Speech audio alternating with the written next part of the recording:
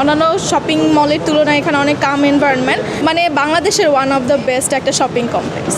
হ্যাঁ, কিছু কেনাকাটা করেছি, কালকেও করেছি, আজকে আবার আসছি দুটো মেয়েকে নিয়ে।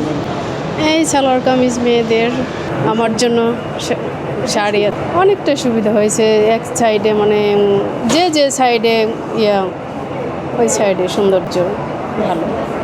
হ্যাঁ, সব সময়ই আসা হয়, প্রত্যেক ঈদে আসা হয়, ঈদ ছাড়াও আসা হয়, মেয়েদেরকে নিয়ে শপিং করতে আসি সব সময়। বসুন্ধরা মানে এখানে পরিবেশটা ভালো লাগে, ঠান্ডা পরিবেশ, এসি করা, এই কারণে আমরা সবসময় বসুন্ধরাতে আসি।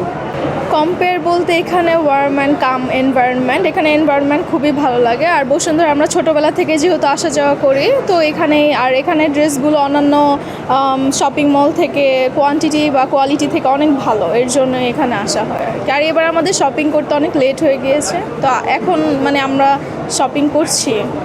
এখান থেকে কোনো ড্রেস নিলে দেখা যায় যে অন্য কারোর সাথে ম্যাচিং হয় না, একটু ইউনিক পাওয়া যায়, এটাই হচ্ছে সবচেয়ে বড় রিজন।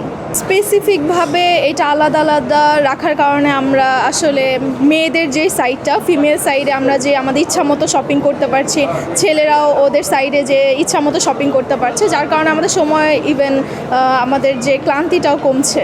আর এখানে এনভায়রনমেন্টটা অনেক অন্যান্য তুলনায়, মানে অন্যান্য শপিং মলের তুলনায় এখানে অনেক কাম এনভায়রনমেন্ট, রিল্যাক্সে শপিং করা যায়, এর জন্য। ফুড কোর্টের ব্যবস্থা আছে, এটা তো অনেক সন্তুষ্টজনক, কিন্তু ইফতার টাইমে মানে অনেক ভিড় হয়ে যায়, যার কারণে আমরা 1 আওয়ার আগে থেকে ওখানে যেয়ে বসে পড়ি ইফতার করার জন্য। বসুন্ধরা মানে বাংলাদেশের ওয়ান অফ দ্য বেস্ট একটা শপিং কমপ্লেক্স।